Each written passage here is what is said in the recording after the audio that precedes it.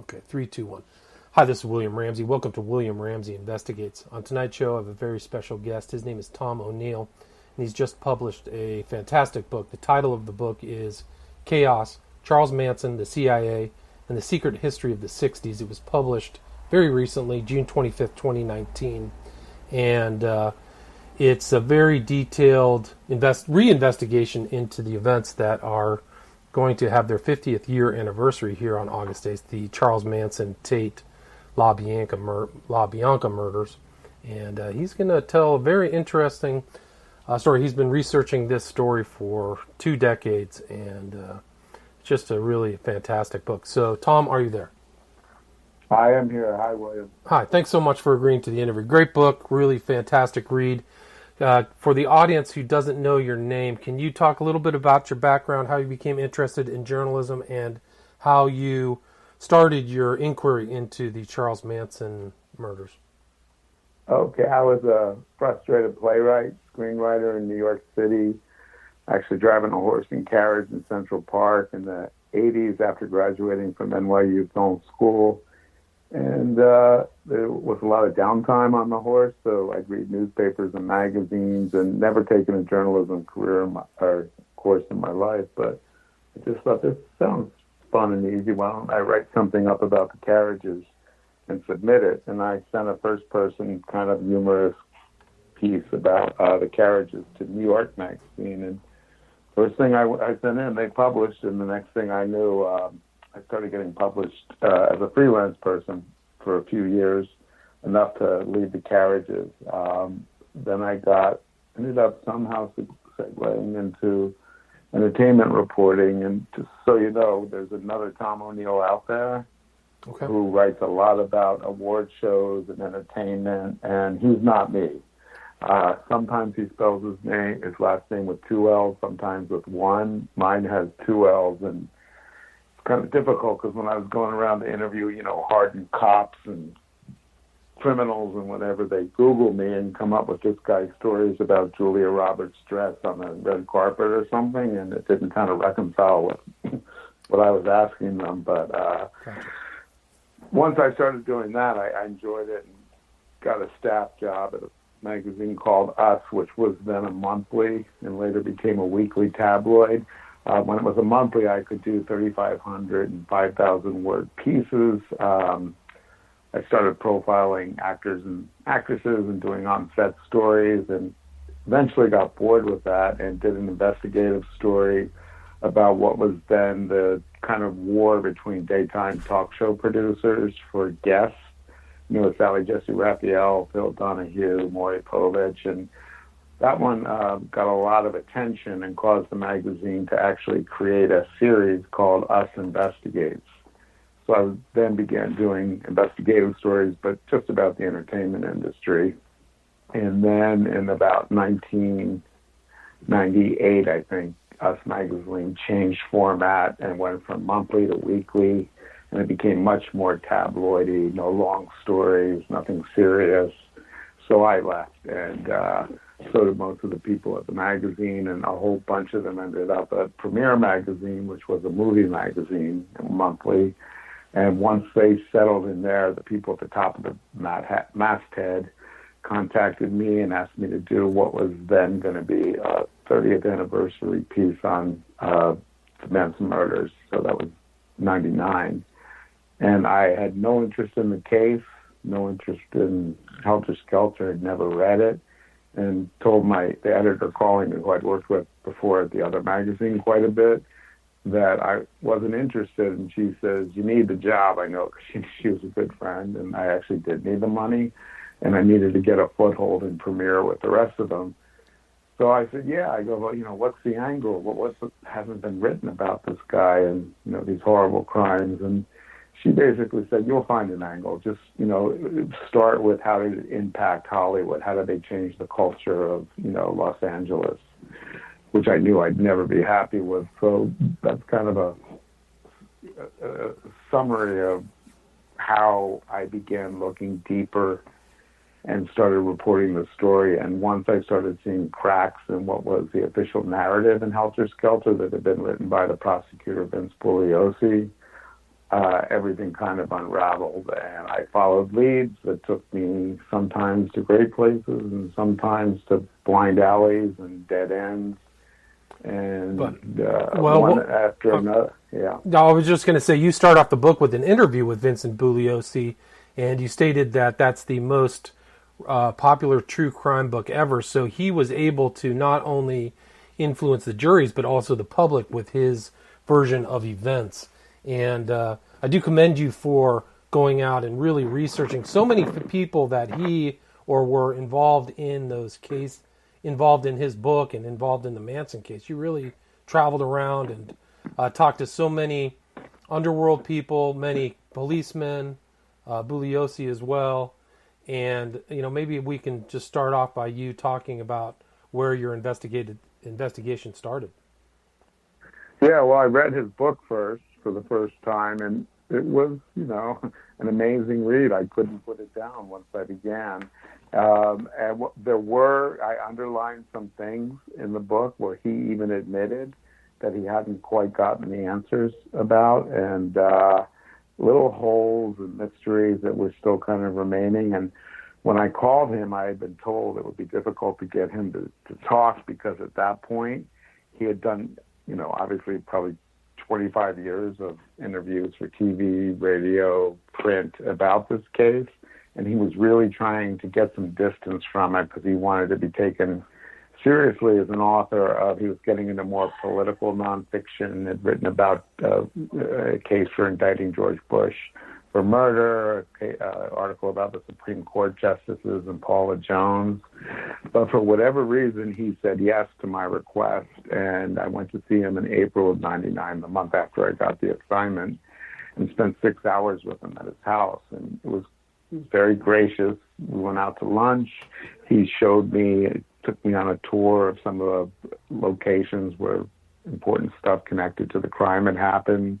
Went back to his house and kept talking. And towards the end of it all, I realized even though I had this fantastic access to, one of the main people in the story, he wasn't telling me anything new. He was just like he was rehashing the book and everything he'd ever said before in interviews. So I did what we call the Hail Mary pass in journalism, where I said to him, I thanked him for the interview, and I said, here's the deal, I need something new that's never been reported about this, and I'm wondering if there's anything you can tell me off the record, not for attribution, that I could use that would give me a fresh, some fresh information to investigate and follow through up with.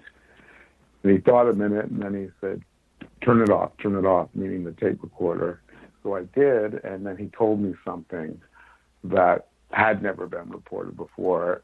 It had been reported, but only a minimum of it. He told me the truth of it, or his truth at the time. And it was pretty shocking, and I wasn't allowed to attribute it to him. But later, it became the subject of a lawsuit when he threatened to sue me, and he wrote about it in different letters to my publisher threatening this lawsuit. And the lawyers at the publishing house said he must understand now that once he's sharing all this information with lawyers and knowing that this will all go into a case file that's open to the public, it's no longer off the record, so you can use it. So that little thread that he gave me kind of was the first unraveling of his own narrative. I don't think that's what he intended. Once I found that out, which meant that he also had to misrepresent some of the information in the book, I found beyond that much more important stuff, that raised questions about the entire prosecution, the motive for the murders, quite a bit of stuff. Right. And so after Bugliosi, you kind of reached out and you talked to other people who were familiar with Cielo Drive. Just to go over the murders took place August 9th, the night of August 8th, 1969. It happened on Cielo Drive, and then the night after was the the LaBianca murders, correct? And I think Gary Hinman was killed 3 days before. About 2 weeks. 2 weeks before. Well, about 2 weeks before, yeah. Okay, so there was a series of murders and possibly even more murders. And you talk about something that I never heard about, which are the Tex Watson tapes, which we can talk about later. But this was August 8th, 1969, and you had, and it's important to remember when we talk about this book that the Manson family was not arrested for 4 months after the killings. So there was a maximum amount of fear and terror happening in Los Angeles, and the stories were very lurid. But you talked to like Terry Melcher, who was close to, well, he denied he was close, but who was Terry Melcher and why is he important to the Manson story? Well, historically, he was a son of Doris Day. In the 1950s, the number one female movie actress in the world, a singer-actress. And he was a record producer in and of his own right. He was actually very talented, and he was kind of a boy wonder. So in his early 20s, he was producing the Byrds, Paul Revere and the Raiders, the Mamas and the Papas, and he was very close to the Beach Boys. He lived at the house where eventually Sharon Tate and 4 other people were murdered on August 8th. He had moved out prior to the murders, but he had met Manson in 1968 when Manson was living at his friend Dennis Wilson, the drummer for the Beach Boys, house. And in Melcher's official version, he met him briefly at Wilson's house. When Wilson drove him home that day, Manson was in the car, saw where he lived, and then Melcher saw him the following year in May of 1969 twice at the Spahn Ranch when he went out to audition the band, Manson and his followers. Manson wanted to be a recording star, and he did it more as a favor to Dennis Wilson and his friend Greg Jacobson, Melcher's closest friends, but he wasn't impressed. He was polite, told Manson, gave him some advice, said he probably wasn't right for him, suggested he let another friend of his record him for his own label, Steve Desper. Excuse me, it might not have been Steve Desper, it's another name. Anyway, but that was that in May of 1969. And then when Manson decided in the official narrative to ignite a race war he called Helter Skelter by blaming horrific murders on the Black Panthers, he sent Linda Kasabian, Patricia Krenwinkel, Susan Atkins, and Tex Watson to the former home of Terry Melcher with instructions to horrifically kill whoever they encountered, to instill fear in Terry Melcher. So Melcher provided the prosecution with a reason for why that house was selected. And it's still a kind of convoluted reason how, if you're going to scare Terry Melcher, how is he even supposed to know this? Right. Unless he's informed that these murders were intended to scare him. What I found after about a year of reporting was that the story about Melcher and Manson's relationship was a lie, that Melcher knew Manson much better, had a much more extensive relationship with him that included and went beyond the murder period, that Melcher had visited the Spahn Ranch and the Barker Ranch to see Manson twice in September, late August and September after the murders. So that kind of undermined the whole motive if we couldn't trust the main witness that gave the prosecution the reason for the house being selected. That was one of the first big findings. Right. So there were 3 meetings between Melcher and Manson between August and their arrest in December, which invalidates this narrative. Right. So they were actually arrested in mid-October at Barker Ranch, but they weren't charged with the Tate LaBianca murders until December 1st. Right. Thank you. That's good. And so that's an important point. They were arrested for auto theft or breaking down cars. So that was an important part about Melcher. And you sat down with Melcher and had a very interesting conversation on a rooftop in Santa Monica. Can you relate that to the listeners? Yeah, well, Melcher had only given, I think, 2 interviews in his entire life since the murders happened. I think both to one to Rolling Stone and one to his mother's biographer. And he basically stuck to the story he had testified to it, not only the Tate LaBianca murder trial, but also Tex Watson's trial. He was tried separately. So he told what were essentially lies about the last times he had seen Manson, how well he knew him, how many times he'd met him. And I had first been told this alternative version by Rudy Altobelli, who had owned the house where the murders happened and was away. He lived in the guest house. He was away in Europe. He was a manager of talent. He was working with an actress named Olivia Hussey at the time, who was Juliet in the Zeffirelli film Romeo and Juliet, and they were in Italy making another film. And Rudy was also a principal witness for the prosecution. And once I gained his trust, and he was another one who had never been interviewed at all, he started telling me the truth about Melcher and the Manson family, stuff that he had kept to himself for years. And once I had that, I was calling Terry Melcher, trying to get an interview with him. And I'd hinted a little bit what I knew. And at one point, he called Rudy, because they were still friends, and he told Rudy he wanted to know how I knew all this stuff. And according to Rudy, he said Vince was supposed to have taken care of all this. It was never supposed to have come out. Subsequently, I actually found documents in Vince Bugliosi's own hand of interviews with other prosecution witnesses who described seeing Melcher at the ranch after the murders, both the Spahn and the Barker ranches. Once I had the documents, I let Melcher know that he needed to at least see what I was going to have in what was then going to still be a magazine article. It hadn't become a book project. And he decided to let me come over and interview him on the roof of, well, it was a penthouse roof of his building in Santa Monica the day before the 4th of July, 2000. And when I arrived there, he was alone on the roof, and he'd obviously drunk a lot already. It was only about 2 or 3 in the afternoon. And we had a pretty freewheeling conversation for about an hour that was all recorded on audio tape, in which he denied everything that I put in front of him, and then threatened, to sue me and throw my briefcase off his roof, and then in the same breath offer me the option of writing his official biography with him, his memoirs. And he said he could tell me stories about his mother and the Rat Pack and Elvis that had never been told before, and I could do that if I didn't do this book about him and the Manson family. He was basically trying to bribe me not to do it. So there's a lot of that in the book. That was not an isolated incident. Right, and you were constantly getting threatened with lawsuits and even death threats as well, like you should stay away from this. Right. So it was... So Melcher was one. Altobelli, you met him at Musso and Frank in West Hollywood. I mean, you had some very Los Angeles moments there.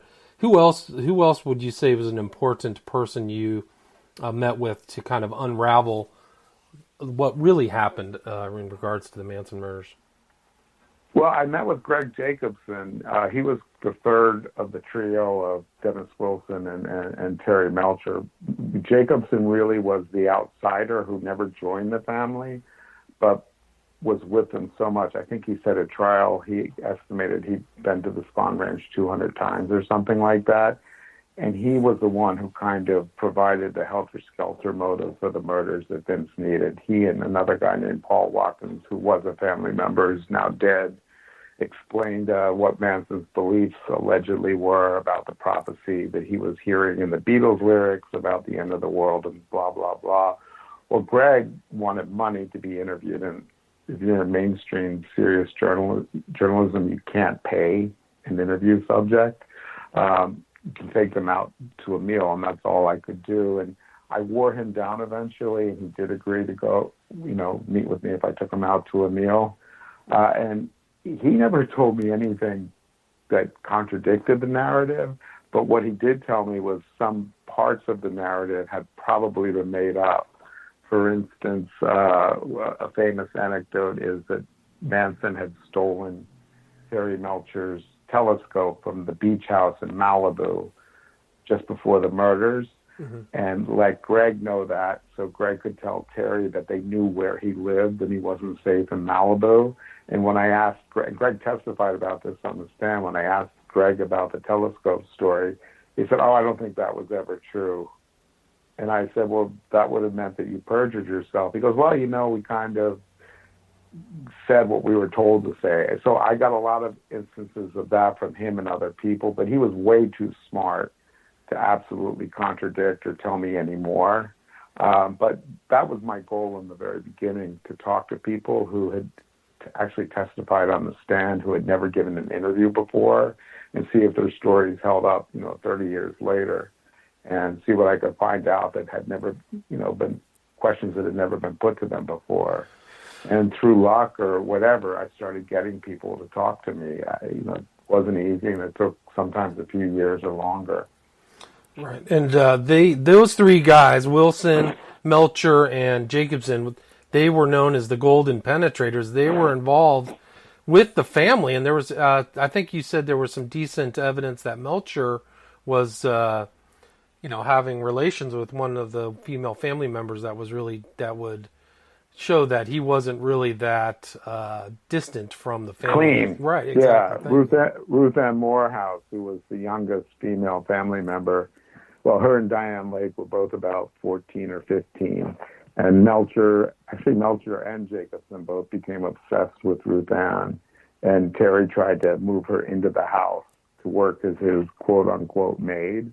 And Candace Bergen, his girlfriend at the time, wouldn't allow it. And all this stuff is in police files and information. And Jacobson even told me it. And it all contradicts Terry's testimony on the stand and Terry's official story. And so again, Vince Bugliosi was aware of all this prior to the trial, and he allowed Terry to go up on the stand and tell a story that he knew was false in a capital murder case, which if Vince had ever been shown to have suborned perjury, as it's called in a capital murder case, he would have been subjected to the same sentence that the people convicted got. So in other words, the Manson family all got death sentences.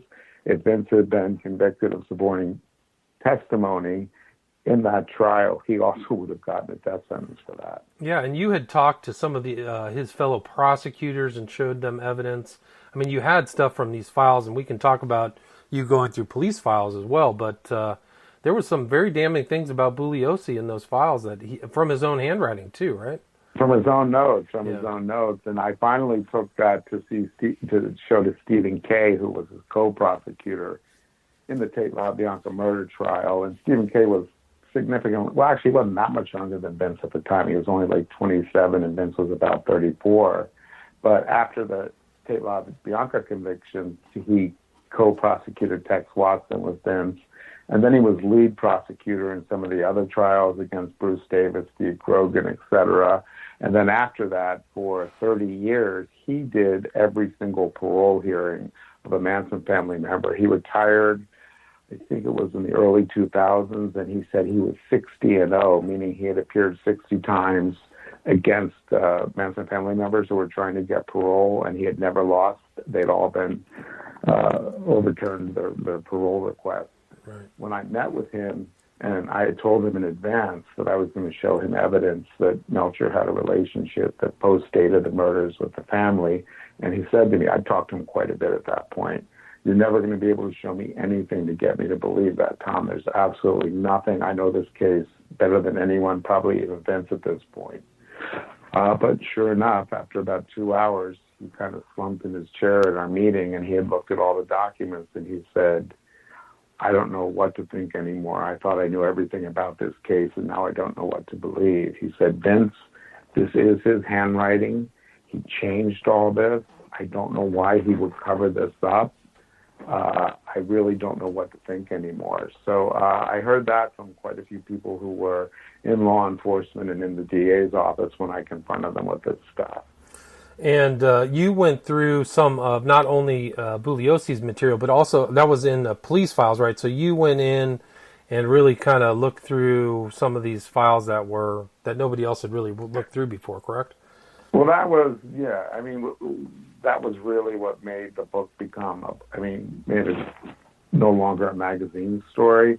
I knew that even though I was hearing all this in interviews with people, that their memories were at that point 30 or more years old. So I needed to find some substantiation in contemporaneous paperwork, police reports, DA's reports. So I really started making an effort to get into the DA's files, and that was the first important file I got into after I wore down the head press secretary for the DA, a woman named Sandy Gibbons, who started letting me in, and that's where I found the first important notes.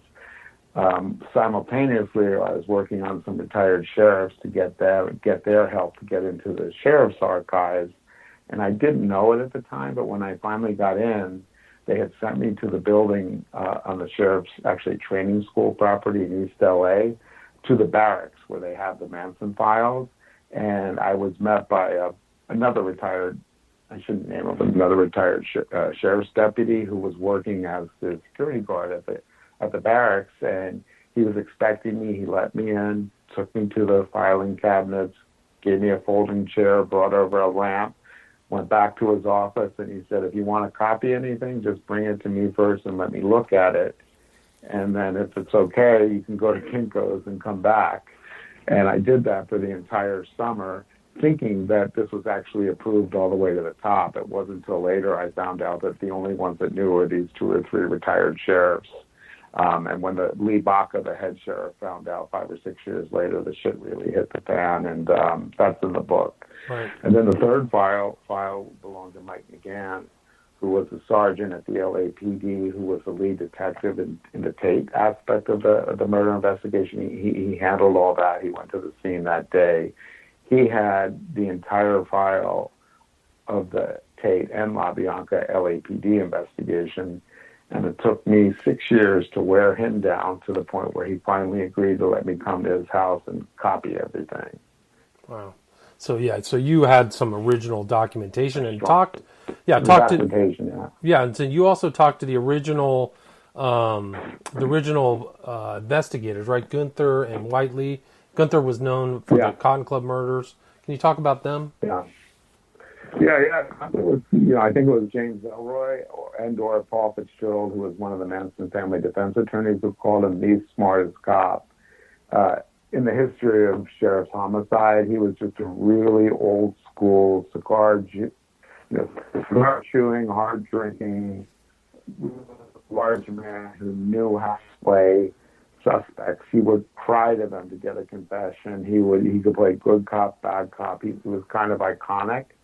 And he and his partner Paul Whiteley handled the Hinman murder investigation, and they were famously the 2 cops who went to the Tate autopsies on August 9th or 10th and told the coroner, well, they were trying to get to the coroner, they didn't get past the 2 LAPD guys, and they told the 2 LAPD guys that they had an identical murder, same weapons, same blood writing on the walls. I'm sorry, I just lost you there for a sec. Can you repeat that, please? I heard the blood writing on the walls. Oh, sorry. Yeah, they went to the Tate autopsy, and they told the 2 detectives they encountered there that they needed to get to Tom Noguchi, the coroner, because they believed that the people who had killed their victim, Gary Hinman, in Topanga 2 weeks earlier, were responsible for these Tate murders because it was the same weapons, same mode of murder, same blood writing on the wall with an identical word, pig, written in blood. And those cops said, no, we'll get back to you. We think this is done by a rival drug dealer to Wojciech Perkowski. So those 2 cops walked away from it and never did anything about it, never stopping their quiet investigation and connecting him into the others. And what I found out was they had a lot more information than had ever been reported before, because Gunther ended up telling me what exactly he knew about the murders that linked them to Tate and LaBianca. And you find out, if you read the book, I'd rather not say it here because it's real complicated. Sure. Why I suspect that the sheriffs and the LAPD could have taken the Manson family in much, much sooner than they did, but they allowed them to remain free for a couple of months when they shouldn't have. Yeah, and that's a big mystery. I think that's a continuing mystery you elucidate through the book, is like a lot of people knew. You did a lot of interviews with people who said, yeah, they were the first suspects after August 8th. There was a huge, something that I didn't know about, and something I think you said was not emphasized in Helter Skelter, was the largest police seizure or whatever happened on August, was it the 16th, so like 16. so like a week after the murders, 100 cops come down on Spawn Ranch. And can you tell the rest of that story, please? Yeah. Well, they have been doing surveillance on Manson and his activities for the prior 6 weeks before August 16th, including, I found documents in the sheriff's files showing that it was a memo generated August 8th, which was the day the murders were committed. And one detective wrote to another within the department that Charles Manson was expected back from the Bay Area that afternoon with a large shipment of narcotics, which he intended to sell or distribute once he got back to the Spawn Ranch. And he'd be arriving with a new young runaway girl. In fact, Manson had returned from the Bay Area the day before with Stephanie Schramm, a new runaway girl that he had picked up there. So that's how closely they were monitoring them. Then on August 16th, they had this raid at dawn that involved, helicopters, RVs, all-terrain vehicles, and 102 different agency members. 32 family members, including minors, were rounded up, taken into custody. Manson was found with 3 stolen credit cards in his pocket. That's not reported in Helter Skelter. They were held for 3 days and then released without any charges being filed. And Bugliosi devoted, I think, a paragraph and a half to that raid in Helter Skelter. And he said the reason no charges were filed was because the warrant was misdated. Well, I found a copy of the warrant, and it was dated August 13th. The raid was August 16th. But in Los Angeles, actually, I think in all law enforcement, you have like a 10-day window around the date that the warrant's issued before or after to, carry out the action. Mm-hmm. I also found Bill Gleason, the retired sergeant who had written the warrant, and he confirmed that. He said that warrant was not invalid. He said that's pissed me off for however many years, and that Bugliosi would put that in the book. That's not why the charges were dropped. And then I said, well, why on earth were they dropped? And he said, you got to find that out. I can't tell you. And I said, you can or you won't. He said, I honestly don't know. So that's a whole other section of the book where I try to find out why, if they had all this evidence of, stolen vehicles, firearms, underage girls, narcotics, even credit cards on Manson, who's named as the leader of this drug gang in the warrant, and he's also identified as a federal parolee, why no charges were filed, and why he wasn't at the very least revoked, getting sent back to prison, his parole revoked. These are the big questions, my book raises. Right, it's a huge mystery. And who was Preston Guillory? He was somebody who also worked for the police and kind of went public. He ended up getting his career tarnished, correct? Yeah. Well, he was a sheriff's deputy. He participated in the raid. And after the Manson family was identified as the suspects on December 1st, 1969, a few days after, he gave a radio interview in which he said that the sheriffs have been, actually a lot of what I just said, that they've been monitoring the Manson family for quite some time. They knew their comings and goings. And then as soon as it was going to be announced that the Manson family were suspects of Tate LaBianca, he said all the files were removed on their surveillance. All their information they had was taken out of the office, and they were ordered not to talk about it.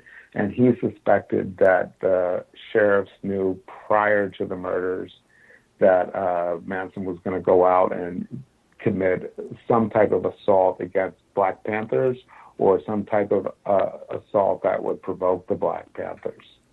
And he told us on the radio, lost his job because of it, and I interviewed him later. He actually passed away a few years ago. Yeah. But he corroborated everything he had told the early interviewer in 1969 to me when I talked to him. Yeah, so he was willing to go public. I think in 1971 he did an interview with Mae Brussel. So he was one of the early kind of people out there questioning the kind of publicly known narrative. And yeah. So that was just another one. And so and you read through the Hinman case files as well too. Is that correct? I did, yeah.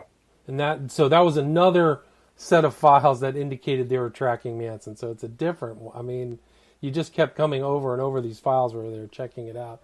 And you mentioned Lee Baca earlier. He was the the police chief in L.A. So you had you're kind of coming across all these well-known L.A. figures as you're doing your.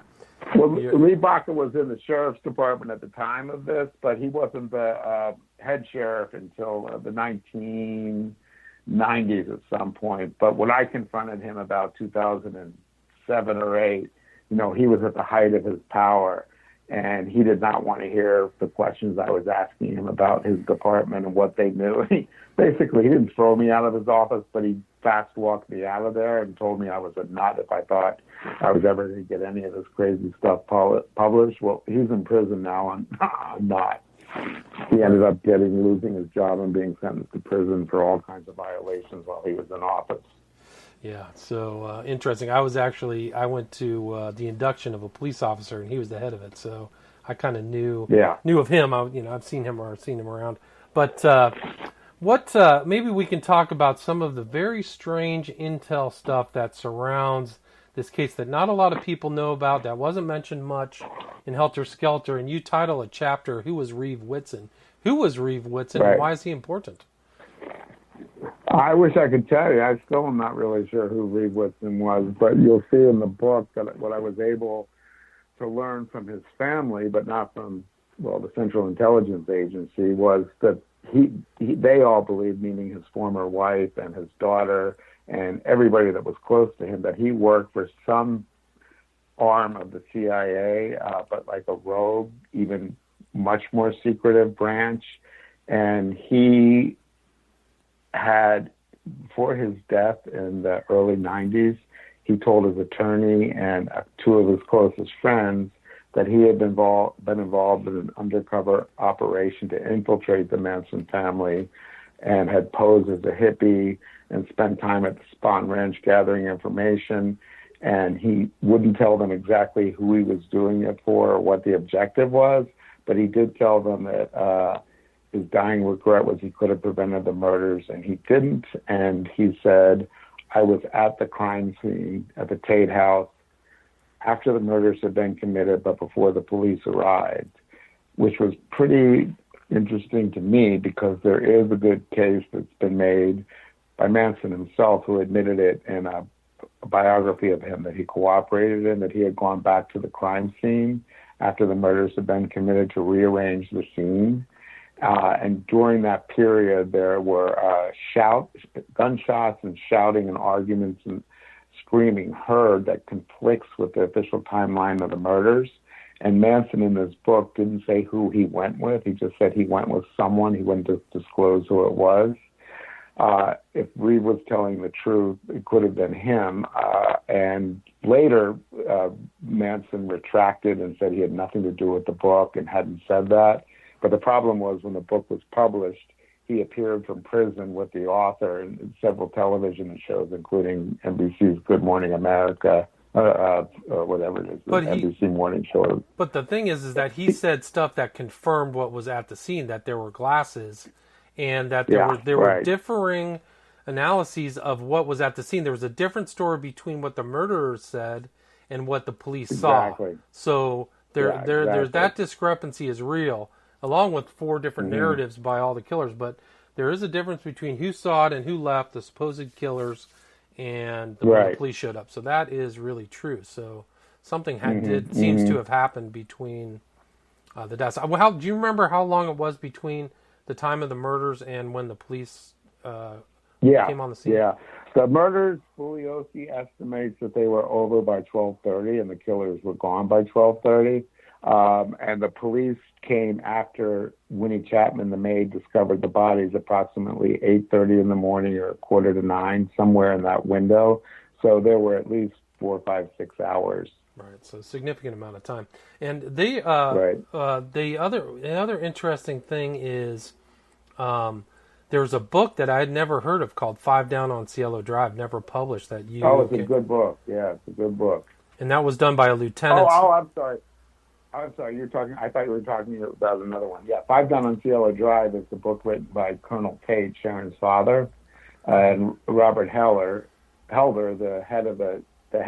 McGann's boss of the lieutenant of the LAPD investigation, and a guy named Roger La Jeunesse, who was an FBI agent who was peripherally involved in the investigation. And it was never published, but I got the manuscript. Yeah, that's amazing. That's really firsthand information. So and that's where I learned also, I was able to corroborate that at the very least, Reeve Whitson, who was given a alias by Colonel Tate, and Colonel Tate confirmed that to me in one of our few phone conversations, that Reeve Whitson had inserted himself into the police investigation from the first day the investigation began. He actually was with Roman Polanski before the police were at Paramount Studios. When the police arrived to interrogate Roman Polanski, they were met by Reeve and two of Polanski's closest friends. Wow, yeah. And so even Tate himself is what? He was from Naval Intelligence, is that right? Or Sharon Tate's dad? Yeah. So military intelligence. Military intelligence. So you have definitely an intelligence element. And you also mentioned Sanders, the family, often in the book. What were your thoughts about Sanders' book? Well, I mean, I appreciated Ed Sanders' book because, his book actually was published before Bugliosi's. And he did, he went to the Spahn Ranch. Not before the murders, but right after the family was identified. He got interviews with family members. He did a lot of hard gumshoe detective work. He insinuated himself with Gunther and Whiteley. He got access to their records. The problem with the family is, one of the biggest complaints about my book is I don't draw specific conclusions. I just put out the evidence that I found, and I try as hard as I can not to speculate. I let the readers reach their own conclusions. I'm only showing what differs from the official account and what's new. Sanders did similar, except then he made these leaps and reported what he thought were conclusions, but without any substantiation. So his book is kind of a good starting point for something like mine, but you have to be so careful because he doesn't really differentiate between what's speculation in his book and what is fact-based. And unfortunately, he goes out in a couple wild areas, as do I, but I'm always, pointing out that this isn't proven, but this isn't a report or something like that, where he'll just throw stuff against the wall. If it sticks, it stays. Gotcha. And you came across the CIA and Intel as a theme that comes through this book. I mean, it's a proper, subtitle to your book because you come across these guys who are probably CIA assets putting out fake stories. You talk about Haight-Ashbury. I mean, the chapter 11 on mind control, I read that just in a state of semi-shock. It's unbelievable information, but we are at 42 minutes. Is there anything that you would like to emphasize or anything that I missed? No, I'm very happy with how much you covered. I mean, obviously we could go on for 2 hours, at least, but you give a great nutshell synopsis of everything. I appreciate that. What you're talking about, Chapter 11 and MK Ultra, Jolly West, Jack Ruby, that was almost another book, and that was another reason the book was so difficult to write, to try to merge those two stories. But hopefully Chapter 11, I actually wanted at least 3 chapters instead of 1 there, but I think we got it in enough just to show the readers how compelling the case to be made that there was some CIA involvement in manipulation of Manson in 1969. But yeah, I think you covered the most important points here in this podcast. Yeah, the fact that you uncovered the fact that Jolly and West is in contact with Gottlieb was just a shocker. And that's just another credit to you and your research going through and actually sifting through the boxes, and bringing this stuff to light. That was not pleasant. There's nothing worse than being in an archive in the summer for 3 straight months looking for a needle in the haystack, but it paid off in the end. Yeah, it's awesome. So people, you got to read this book. It's an incredible amount of research, and over time, really, I think you were able to look back at this and really give it context and not let this one narrative kind of dominate the whole story, because there's a lot more to this story. The title of the book again. William, can I just say one thing first? Please do. I also have 2. Oh, I'm sorry. Please do. Yeah, I have 2 websites, and they have a lot of the documents that you and I have discussed, plus some that, obviously we can't reprint in the book because there's not enough pages. So Instagram, it's called Chaos the Book. and Facebook is just the title of the book. Or just Google my name and Manson, and you'll be able to see the scanned documents, letters between Gottlieb and West, and the sheriff's intelligence files on Manson, stuff that's not available anyplace else. And on Instagram, is it Chaos the Book, all one word? Yeah. Okay, yeah. so it's Chaos the Book, Facebook Chaos. What about your other social media? How can people get in touch with you? I have Twitter, too. I think that's called Chaos the Book. But if you find just one of those three, Twitter, Instagram, or Facebook, they're all kind of the same thing. Okay. But I've been told there are different audiences for different sites. So I'm just making everything available on each of those. Awesome. And again, your last name is spelled Oneill, correct? It sure is. I do have a website. Okay. I guess I've got a personal website, tomoneill.org. tomoneill.org. Gotcha. And the title of the book, again, is Chaos, Charles Manson, the CIA, and the Secret History of the 60s, just published June 25th, 2019. Excellent job. I commend you for writing the book. Great work. Thank you very much, William. I appreciate you having me on. Thank you. Have a great day. All right. Bye-bye. You too. Bye-bye.